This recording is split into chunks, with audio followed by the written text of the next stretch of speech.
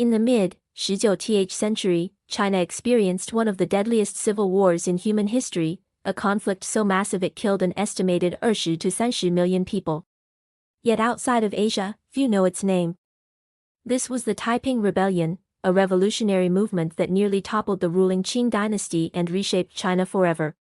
To understand how it began, we need to look at a man who failed an exam. His name was Hong Xiuquan. Born in 1814 in southern China, Hong came from a modest Hakka family. Like many ambitious young men of his time, he studied for the imperial civil service examinations, the gateway to power, prestige, and stability in Qing China. But the exams were brutally competitive. Hong failed once. Then again. And again. After his third failure, he suffered a psychological breakdown. During his illness, he experienced vivid visions, a heavenly father figure, a divine elder brother, and a command to destroy demons corrupting the world. Years later, after reading Christian missionary tracts, Hong came to a startling conclusion. He believed the Heavenly Father in his vision was the Christian God, and that the elder brother was Jesus Christ. Which meant he believed he was the younger brother of Jesus. And he believed he had been chosen to cleanse China. At the time, China was already in crisis. The Qing dynasty was struggling. Population growth had outpaced resources. Corruption was rampant. Rural poverty was crushing. And after defeat in the First Opium War, foreign powers had forced humiliating trade concessions upon China. For many peasants, the world felt broken. Hong began preaching a radical fusion of Christianity and Chinese social reform. He denounced Confucian traditions, condemned idol worship, and declared the Qing rulers illegitimate, calling them demons. His message spread rapidly among poor farmers, miners, and marginalized ethnic groups in Guangxi province. By 1850, his followers, known as the God Worshippers, had grown into a militant movement. That year, open rebellion began. In 1851, Hong declared the founding of the Heavenly Kingdom of Great Peace, the Taiping Heavenly Kingdom. He proclaimed himself the Heavenly King. China now had two rulers. What followed was astonishing. The Taiping army swept through southern China with unexpected speed. Qing forces, disorganized and overstretched, collapsed in region after region. By 1853, the rebels captured Nanjing, one of China's most important cities. They renamed it Tianjin, the heavenly capital. At its height, the Taiping movement controlled vast territory and governed tens of millions of people. But this was no ordinary rebellion. The Taiping introduced radical reforms. Land was to be redistributed equally among families. Private property was limited. Opium, alcohol, and gambling were banned. Foot binding was outlawed. Women were allowed to serve in the military and hold official roles. To some, this was a revolutionary vision of justice and equality.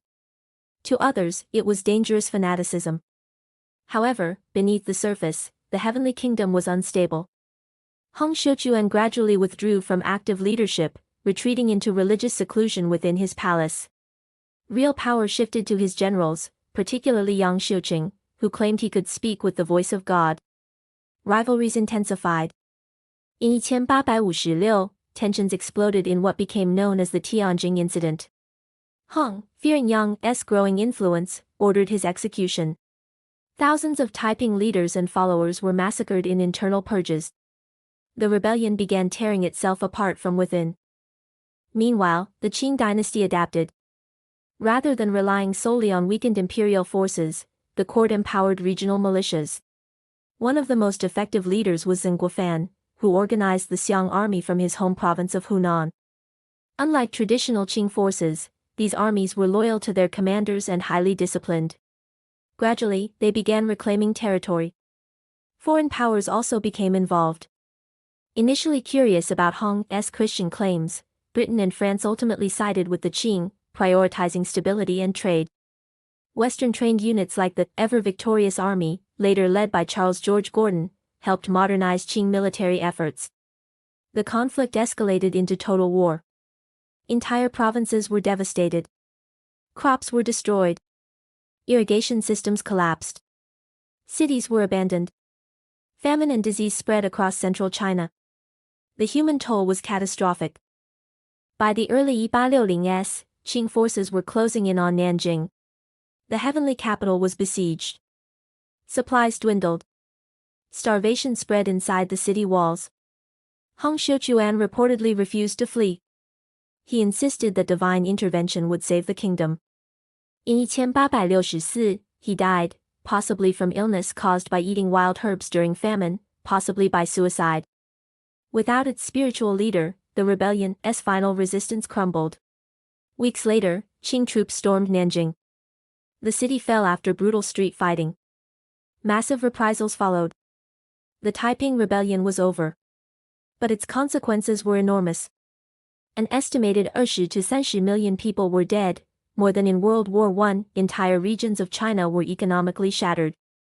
The Qing dynasty survived, but it was permanently weakened. The reliance on regional armies strengthened local power brokers, undermining central authority. In many ways, the rebellion set the stage for further instability, including the eventual fall of the Qing in 1912 and the revolutionary movements of the 20th century. The Taiping Rebellion was not merely a peasant uprising. It was a religious revolution, a social experiment, a civil war, and one of the deadliest conflicts humanity has ever seen. And yet, it remains one of history's most overlooked catastrophes. It began with one man's failed exam and divine vision. It ended with a nation scarred beyond recognition. And its echoes would shape China for generations to come.